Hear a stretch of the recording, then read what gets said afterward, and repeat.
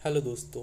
तो आज हम पढ़ने वाले हैं मुगल कालीन लघु चित्रकला, जो कि आपके बीएफए एंट्रेंस एग्ज़ाम के लिए बहुत ही महत्वपूर्ण चैप्टर हैं और इसमें से अधिकतर क्वेश्चन पूछे जाते हैं। साथ ही अगर आप केबी का या पीजीटी टीजीटी का तैयारी कर रहे हैं तो उसके लिए भी ये बहुत महत्वपूर्ण क्वेश्चन हैं। तो चलिए इस चैप्टर को शुरू करते हैं। मुगल कालीन लघु चित्रकला। लघु का अर्थ होता है छोटा। मुगल काल में जितने भी पेंटिंग बने हैं वो छोटे स्मॉल साइज़ में बने हैं। तो आपको पहले चैप्टर के नाम को भी समझना चाहिए, चैप्टर का नाम क्या बोल रहा है। तो मुगल कालीन लघु चित्रकला, कई बार एक ऐसा क्वेश्चन भी बीएफए में पूछा गया है कि मुगल काल में किस प्रकार के चित्र बनाए जाते थे।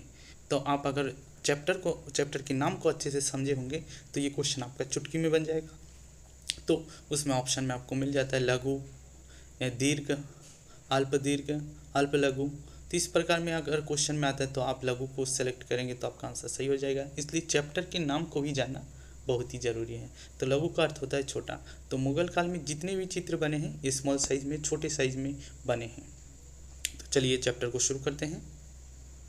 तो मुगल चित्रकला लघु चित्रकला शैली है, जो कि मैंने पहले ही बता दिया उसके नाम से।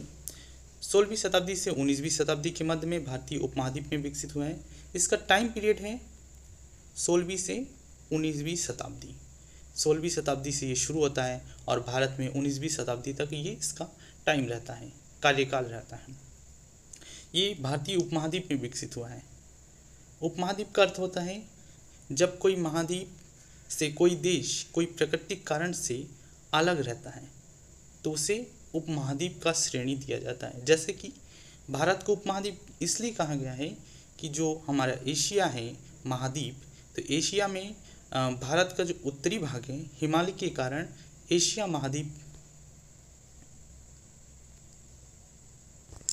महाद्वीप से वो अलग है। तो अलग होने के कारण उसे क्या कहा गया है, उपमहाद्वीप। यह चित्रकला परिष्कृत तकनीकी और विषय वस्तु की विविधता के लिए जानी जाती है। परिष्कृत तकनीकी का अर्थ होता है इसका एक अलग तकनीक है, इसकी अलग विषय वस्तु होने के कारण इसमें विविधता के लिए जानी जाती है। भारत में आप अगर राजस्थानी देखें या दक्कनी देखें या पहाड़ी देखें तो इससे इसकी विषय वस्तु और इसका तकनीक अलग होने के कारण इसको अलग माना जाता है, इसलिए हम इसको अलग से पढ़ते हैं। मुगल चित्रकला ने कई प्रवृत्ति चित्रकला शैलियों व भारतीय चित्रकला शैलियों को प्रेरित किया, जिसके कारण भारतीय चित्रकला में मुगल चित्रकला शैली का एक विशिष्ट स्थान है। तो उसके साथ के उसके समय में राजस्थानी चित्रकला भी चल रहा था, पहाड़ी भी था और दक्कनी भी था। तो इन लोगों को भी इसने क्या किया, प्रेरित किया, मुगल चित्रकला ने प्रेरित किया, जिसके कारण ये एक विशिष्ट स्थान भारत में अपने आप को बनाती है। मुगल शासक विभिन्न कला रूपों के संरक्षक थे। प्रत्येक मुगल उत्तराधिकारी ने अपनी रुचि व पसंद के आधार पर सुलेखन, वास्तुकला, किताब बनाना, पुस्तकें चित्रित करना के आदि के विकास में योगदान दिया। उन्होंने कलाकारों को चित्रशाला इंटीरियर में गहरी रुचि ली और अभूतपूर्व नई शैली का पालन पोषण कर तत्कालीन कला परिदृश्य को गतिशीलता प्रदान की और उसे एक नई ऊंचाई पर ले गए। अतः मुगल कालीन चित्रकला को समझने के लिए प्रायः मुगल कालीन राजनीति एवं वंशावली को ध्यान में रखा जाता है। तो इसमें आपको बताया जा रहा है कि मुगल शासक विभिन्न कला रूपों के संरक्षक थे। जैसे कि उदाहरण में दिया है, उन्होंने सुलेख चित्रकला को बहुत सुरक्षित रखा या संरक्षण प्रोटेक्शन दिया है और प्रोटेक्ट किया है, उनको सुरक्षित किया है। और वास्तुकला को उन्होंने आगे बढ़ाया, किताब बनाना उन्होंने शुरू किया। इनमें उनकी गहरी रुचि थी। जो अलग अलग शासक थे वो अलग अलग चीज़ों में अपनी अलग अलग रुचि रखते थे। तो उन्होंने अपने समय काल में चित्रशाला का भी निर्माण किया था। ठीक है, आगे बढ़ते हैं। तो कह रहे हैं कि मुगल राजनीति एवं वंशावली को ध्यान में रखा जाता है। मुगल कला को अगर आपको समझना है तो उसकी जो राजनीति है वो कहाँ से शुरू होता है, तो बाबर से शुरू होता है और शुरू होके आपके औरंगजेब तक आखिर में ख़त्म हो जाता है। तो उसके बाद बहादुर शाह जफ़र भी आता है। अगर कला के दृश्य में देखें हम तो बाद में बहादुर शाह जफ़र का भी नाम आता है। जो बहादुर शाह जफ़र थे वो लास्ट मुग़ल उत्तराधिकारी माना जाता है, लेकिन बेसिकली हम औरंगज़ेब तक पढ़ेंगे। तो इसको आपको क्रम वाइज देखना पड़ेगा कि बाबर का बेटा कौन था, हुमायूं था, हुमायूं का कौन उसका बेटा अकबर। तो उस जैसे हम सीरीज़ में पढ़ेंगे तो ये मुग़ल चित्रकला को हम अच्छे से समझ पाएंगे। तो आपका अगला टॉपिक है मुग़ल चित्रकला पर विभिन्न प्रभाव। तो इसके साथ जो चित्रकला शैली थी, जैसे राजस्थानी है या पहाड़ी हैं, तो उनका प्रभाव मुग़ल चित्रकला शैली में देखा गया है। तो अगर एक क्वेश्चन बार बार क्वेश्चन पूछा गया है एनसीईआरटी का बीएफए एंट्रेंस एग्ज़ाम में कि मुग़ल चित्रकला शैली किससे मिलकर बनी है, तो इसमें आपको कन्फ्यूज़न नहीं होना है। तो मुग़ल चित्रकला शैली जो है आपका ईरानी शैली, जिसे फारसी शैली भी कहते हैं, फारसी शैली और प्लस भारतीय शैली से मिलके बनी है। इतना आपको क्लियर हो गया कि मुग़ल शैली जो है ईरानी शैली, जिसे फारसी शैली भी कहते हैं, और भारतीय शैली से मिलकर बनी है। बाद में इसमें यूरोपीय शैली का भी गुण देखा गया है। मुग़ल लघु चित्रकला में देशी विषय वस्तु और चित्रकला शैली फारसी शैली व उसके बाद भी यूरोपीय शैली का मिश्रण रहा है। जो मैंने अभी आपको बताया कि भारतीय शैली के साथ, देशी मतलब भारतीय शैली, और फारसी शैली उसके बाद यूरोपीय शैली का भी मिश्रण रहा है। तो ये मूलतः भारतीय और ईरानी शैली से बना है, भारतीय प्लस ईरानी। तो आगे बढ़ते हैं। इस काल की कलाओं में देशी व विदेशी प्रभावों के घुलने मिलने की झलक दिखाई देती है। मुग़ल चित्रकला शैली अपने चरम पर इस्लामिक, भारतीय व यूरोपीय दृश्य संस्कृति और सौंदर्य के अति परिष्कृत मिश्रण के रूप में प्रस्तुत करती है। मिश्रित शैली वाले चित्रों को देखते हुए उस काल में निर्मित कलाकृतियों का यह समृद्ध खजाना पहले से चली आ रही उस काल की पारंपरिक मूल भारतीय व ईरानी शैली से काफ़ी अधिक विकसित था। तो जब धीरे धीरे इस पर काम होता गया तो ये एक नया रूप ले लिया और एक विकसित रूप की तरह मुग़ल शैली के रूप में उभरा। इस शैली का महत्व इसके संरक्षकों के उद्देश्य, प्रयास व उसके कलाकारों के बेजोड़ क्षमता में निहित है। यह अद्वितीय चित्रकला शैली कलाकारों व कला संरक्षकों दोनों के दार्शनिक विचार, अभिरुचि व विश्वास और सौंदर्य बोध की कलात्मक अभिव्यक्ति है। मुग़ल दरबार में कला अधिक औपचारिक हो गई क्योंकि वहाँ कार्यशालाएं थीं। कार्यशाला में ईरान से बुलाए हुए चित्रकार भी शामिल होते थे, जिसके परिणाम स्वरूप विशेष रूप से अपने आरंभिक वर्षों के दौरान मुग़ल चित्रकला शैलियों में भारतीय व ईरानी चित्रकला शैली का अति सुंदर सामंजस्यपूर्ण मिश्रण हुआ। वही बात है घुमा फिरा के आपको बोलना चाह रहे हैं कि मुग़ल शैली की उत्पत्ति ईरानी और भारतीय शैली, इन दोनों शैलियों के सुंदर सामंजस्यपूर्ण मिश्रण से हुआ। तो ये क्वेश्चन अगर आपके क्वेश्चन में आता है कि मुग़ल शैली किन दो शैलियों से मिलकर बनी है, तो ईरानी और भारतीय शैली से मिलकर बनी है, और बाद में इसमें यूरोपीय शैली का भी गुण देखा जाता है जहांगीर और अकबर के समय से।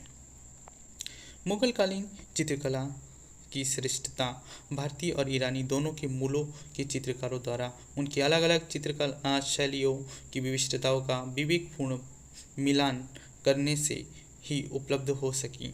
इन चित्रकारों ने मुग़ल शैली के निर्माण और उसके कलात्मक शिखर तक पहुंचने में भरपूर योगदान दिया। तो जो भारतीय चित्रकार थे और जो ईरानी चित्रकार थे, इन दोनों ने ही मिलके मुग़ल चित्रकला को बहुत ही विकसित रूप में पहुंचाया।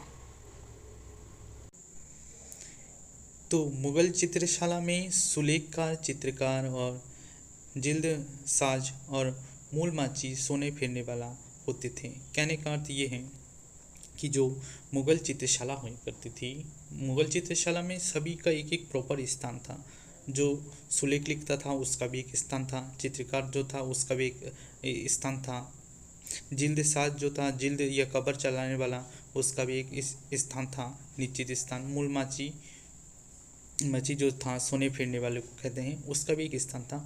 उस समय के महत्वपूर्ण आयोजनों के विवरण, हस्तियाँ और शासक की रुचियाँ चित्रों में दर्ज किए जाते थे।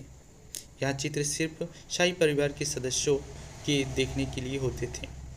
यह चित्र प्रायः शाही व्यक्तियों के बौद्धिक व मानसिक संवेदनशीलता के अनुकूल चित्रित किए जाते थे। यहाँ चित्र पांडुलिपियों और एल्बम के भाग होते थे। तो इस पे भी आपका क्वेश्चन बन सकता है, तो इसको आप ध्यान से समझिए कि यहाँ से जो लिखा गया है, यह चित्र सिर्फ शाही परिवार के सदस्यों को के देखने के लिए होते थे।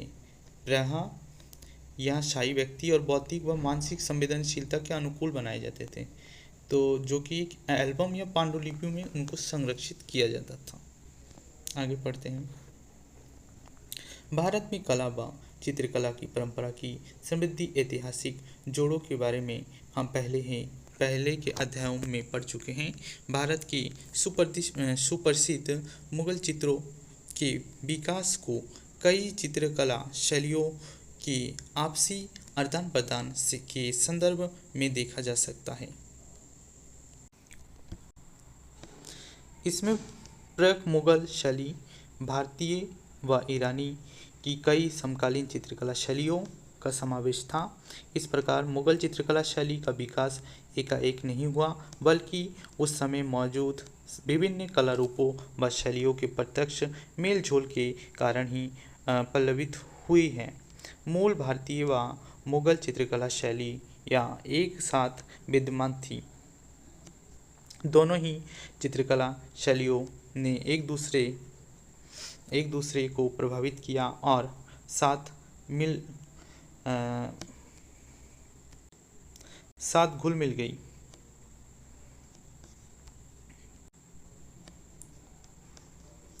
भारत में पाक मुगल शैली व उसके समांतर देशी चित्रकला शैलियों की अपनी विशिष्टता थी, जिसमें उनका सौंदर्यबोध उद्देश्य निहित था। मूल भारतीय चित्रकला शैली का सपाट परिदृश्य, सशक्त रेखांकन, बहुरंगी योजना और आकृति व वस्तु की स्पष्ट प्रतिरूप पर जोर था। तो ये जो चीज़ बताया गया है आपको, अब इसमें ध्यान देने वाली चीज़ें कि भारतीय चित्रकला का क्या क्या मुगल ने अडॉप्ट किया था। तो भारतीय चित्रकला के ये गुण थे, क्या क्या गुण थे, तो सपाट परिदृश्य, सतत रेखांकन और बहुरंगी रंग योजना, आकृति व वस्तु का स्पष्ट प्रतिरूपण मतलब उसका रेखांकन बनाना, उसका अच्छे से ड्राइंग करना पे जोर था। जबकि मुगल शैली सूक्ष्म तकनीकी, अब मुगल शैली की विशेषता बोल रहा है, सूक्ष्म तकनीकी आकृतियों में त्रिआयामी 3 डायमेंशनल चित्रण से निर्मित यथार्थवादी, ठीक है, ऑप्टिकल रियलिटी पे जोर देता था। यथार्थवादी मतलब रियलिस्टिक बनाना, चित्रण पर केंद्रित थी। तो ये इसकी विशेषता थी मुगल, सूक्ष्म तकनीकी, त्रिआयामी और यथार्थवादी बनाना। शाही दरबार के दृश्य, शाही व्यक्तियों के छवि चित्रण, फूल पौधों, जीव जंतु तथा यथार्थवादी चित्रण मुगल चित्रकारों का प्रिय विषय वस्तु थी। तो अब इसका विषय वस्तु आ गया है। इसका विषय क्या था, तो ये इसका विषय था। क्या क्या है विषय? शाही दरबार के दृश्य, व्यक्तियों के छवि चित्र, फूल पत्ती, जीव जंतु का यथार्थवादी चित्रण करना, ये इसका विषय वस्तु था। तो इसके नीचे बढ़ते हैं। मुगल संरक्षकों ने अपनी विशिष्ट कलात्मक वीरताओं और विषय वस्तु की रुचि और दार्शनिकता एवं सौंदर्यबोध गम्य संवेदनशीलता के आधार पर मुगल चित्रकला शैली का विस्तार किया। इस अध्याय के आगे कालक्रमानुसार मुगल चित्रकला शैली के विकास पे चर्चा करेंगे। तो आज का जो आपको मैंने समझाया, ये था मुगल का बेसिक इंट्रोडक्शन। ये जो मुगल शैली है, इसका जो बेसिक नॉलेज था या इंट्रोडक्शन हम कह सकते हैं, इसको हमने जाना। अब आगे अगला जो वीडियो आएगा उसको हम उनके राजाओं के अकॉर्डिंग पढ़ेंगे एक एक टॉपिक में। जैसे कि आपका बाबर है, आपका हुमायूं है, इसको हम एक एक करके पढ़ेंगे। तो उसी को बता रहा है कि कालक्रम अनुसार मुगल चित्रकला शैली की विकास की चर्चा करेंगे। आगे का टॉपिक आपको मैं दिखा देता हूँ। आगे का टॉपिक यहाँ से हम शुरू करेंगे नेक्स्ट वीडियो में। तो इसमें पहला टॉपिक क्या है, प्रारंभिक मुगल चित्रकला। तो भारत में जो मुगल चित्रकला का आरंभ कहाँ से होता है, तो मैंने आपको बताया है कि जो बाबर थे उनसे भारत में आपका मुगल चित्रकला का शुरुआत हो जाता है। बाबर जो थे भारत में आए थे 1526 में। तो ये हम अगले टॉपिक में पढ़ेंगे। और इसके साथ हम जल्दी ही जो हमने जो इंट्रोडक्शन पढ़ा है उसका बेसिक जो क्वेश्चन आंसर आपके इंट्रेंस एग्जाम में पूछा जाएगा बीएफए के लिए, उसका भी आपको नोट्स प्रोवाइड करेंगे अगली वीडियो में। तब तक के लिए हम मिलते हैं, तो बाय बाय।